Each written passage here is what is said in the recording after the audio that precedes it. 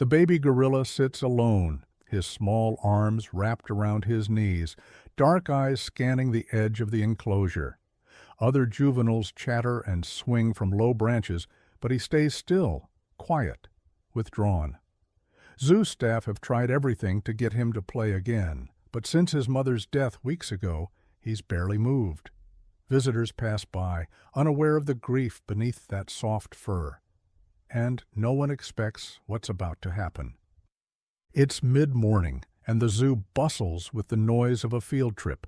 Children in bright shirts dart between exhibits, laughing, shouting, tugging at their teachers' sleeves. One small girl, quieter than the rest, hangs back. Her wide eyes track the gorillas with quiet wonder. She lingers near the primate nursery while the group shifts toward the snack pavilion.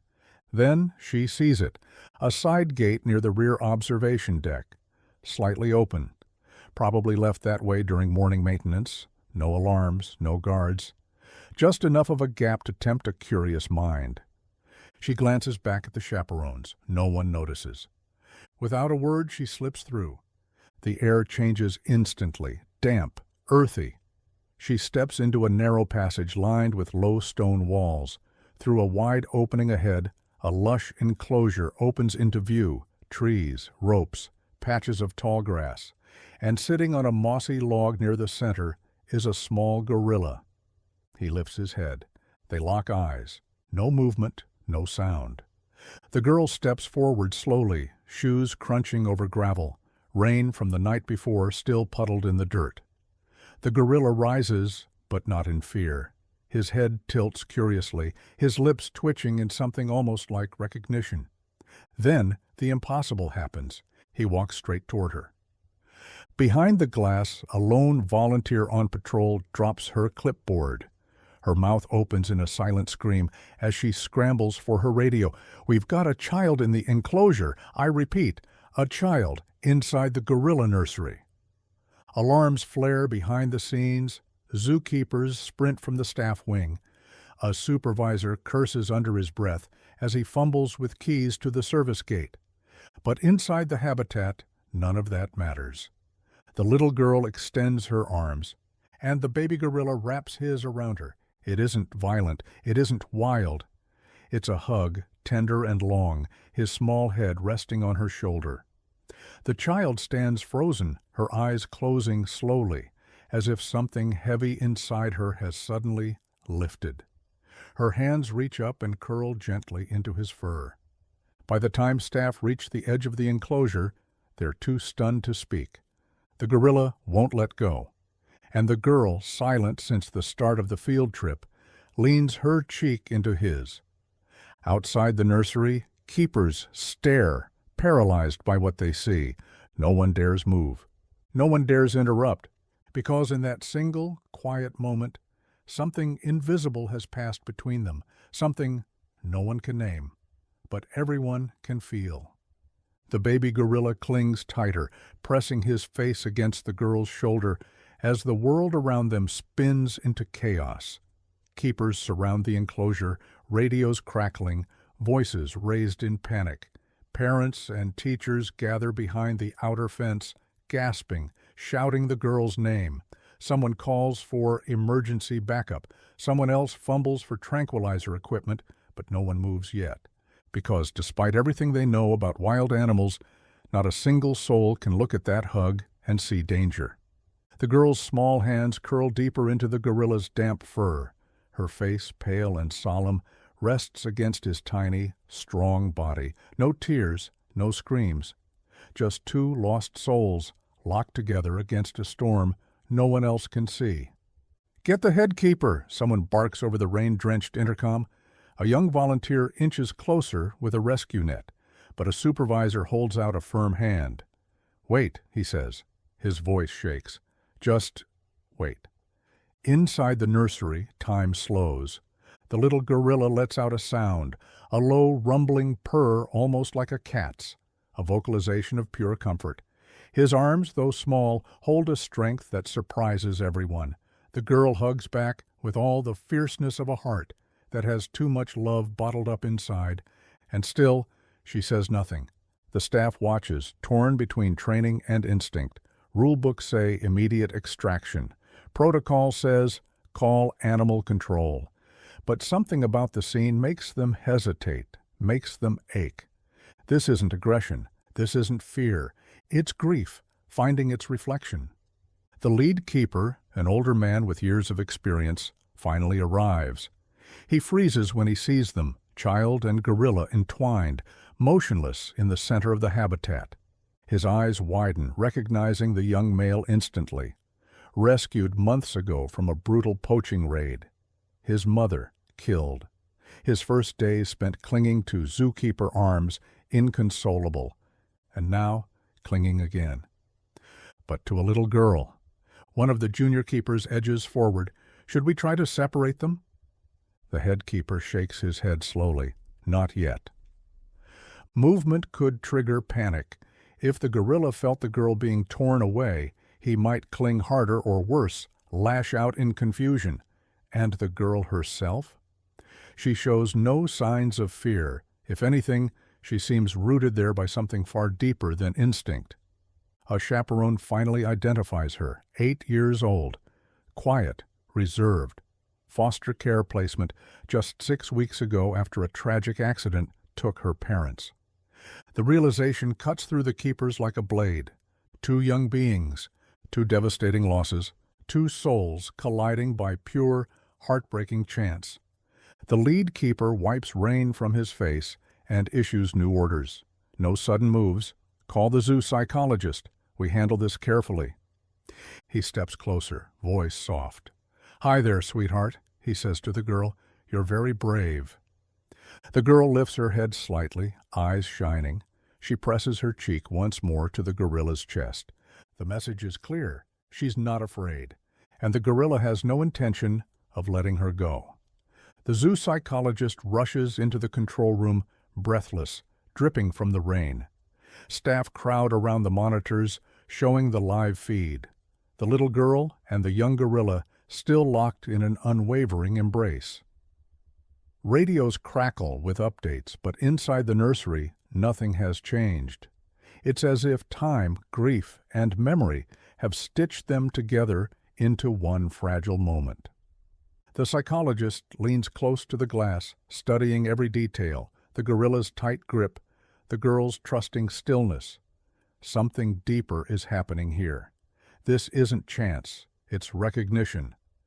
As staff scramble for answers, records come flooding in. Details emerge, stark, heartbreaking. The girl, Emily, had been recently placed into foster care after a tragic car accident claimed both her parents.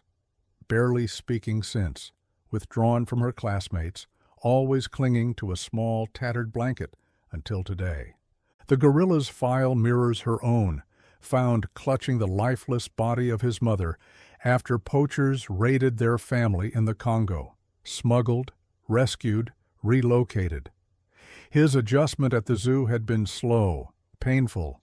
He had clung to a trainer's arm for days, refusing food, refusing to be comforted, until now. Inside the habitat, the girl strokes the gorilla's back in a slow, rhythmic pattern. He closes his eyes, swaying gently with the motion. It's not just comfort. It's memory. 2 young lives echoing the same story woven into their skin. Separation now could cause trauma for both, the psychologist says grimly. We need to think carefully. The crowd outside thickens. News cameras start arriving, but the keepers shield the view, building a human wall around the habitat. This is not a spectacle. This is something sacred. Hours pass, no progress. Attempts to lure the gorilla with food fail. Music has no effect. Even the arrival of familiar trainers stirs no reaction. Finally, the head keeper makes the call. We do this the girl's way, he says, on her terms. Carefully, they set down a low bench and a water bottle just inside the gate. Familiar items, non-threatening. No nets, no dart guns, just patience. Emily looks up once, wary, but doesn't move. The gorilla clutches her tighter. The message remains the same. Not yet. And for now, the world holds its breath. waiting to see if trust alone can bridge a wound too deep for words. Morning creeps over the zoo, golden light cutting through the mist still hanging in the trees. The little girl and the baby gorilla sit side by side, wrapped together on the damp earth, their silhouettes soft against the rising sun. Staff take turns watching overnight, but no one disturbs them, not yet. The psychologist crafts a new plan, incremental separation. They allow Emily's foster parents, waiting anxiously nearby, to come to the outer fence each morning. They call gently to her, no sudden moves, no pressure. Meanwhile, familiar keepers approach the gorilla with offerings, fresh fruit, soft blankets, toys he once loved. At first, both child and gorilla resist. The girl turns her face away from the voices calling her name. The young gorilla presses his forehead harder against her shoulder, grunting softly, low and mournful. But time has its own quiet magic. Each day, Emily edges a little closer to the fence. Each day, the gorilla watches, uncertain but trusting. One afternoon, when the keeper offers a bright yellow ball, the gorilla's ears perk up. His grip loosens just slightly. Emily leans back, blinking in confusion. For the first time, her hands fall to her sides, and she smiles. It's small, crooked, tentative, but it's a smile. A tidal wave of hope surges through the watching staff. By week's end, the gorilla allows Emily to walk a few feet away without following immediately. He stays close, always close, but the invisible tether between them lengthens, strengthens. Their bond doesn't break. It grows. Emily begins to talk again, first to the gorilla, then to the keepers. She tells them about her parents, about the accident, about the dreams that used to wake her crying. She whispers things no therapist ever heard, things that now pour out like rain after a long, hard drought. The gorilla listens. Day after day, their supervised visits continue, structured, gentle, always ending with a quiet goodbye. Until one afternoon, something incredible happens. As Emily stands to leave, the young gorilla lifts his head, grunts softly, and doesn't follow. He watches her with dark, knowing eyes. Then he turns, toddling slowly back toward the cluster of juvenile gorillas. He lets her go. And somehow, in that small, wordless goodbye, both of them step forward into a future neither of them thought they'd ever find again. Emily returns to the zoo 6 months later, her hand tucked securely into her new adoptive mother's. She's taller now, stronger. Her laugh echoes down the pathways as she skips toward the primate center, excitement lighting up her face. Waiting for her inside the nursery is not just the young gorilla she once clung to, but a brand new sight, a second orphaned gorilla, newly introduced to the troop. The young male, her old friend, sits proudly near the new arrival, watching over him with the same quiet protectiveness he once offered her. When Emily steps up to the observation glass, the young gorilla spots her instantly. He rushes toward the barrier, pressing his hand against the clear wall. Emily beams, pressing her small palm to meet his. No fear, no sadness, only joy. The keepers smile from the sidelines. They know what they've witnessed, the full circle of healing. Because the gorilla didn't just survive. He learned to love again. And Emily didn't just find a new family, she found her strength. That day, the zoo dedicates a small plaque at the nursery's entrance. To the ones who find each other when the world tries to tear them apart. Visitors pause to read it, some blinking away tears. Inside, the young gorilla climbs the ropes with his new companion, confident and free. Emily watches him with a knowing smile, her new parents standing proudly by her side. And high above the leafy nursery, two tiny hands, one human, one not, press briefly together across the glass. A silent promise. You are not alone, not anymore. Sometimes the most powerful connections are the ones we never see coming. A lost little girl, an orphaned gorilla, two broken hearts that found healing in each other's arms. This story reminds us that love trust, and hope can bloom even in the darkest moments, and that sometimes family isn't just who you're born to, it's who finds you when you need them most. If this story touched your heart, please like this video and subscribe to our channel for more incredible true stories that show the strength of compassion across all walks of life. Have you ever witnessed a bond between humans and animals that left you speechless? Share your experience in the comments below. We would love to hear your story.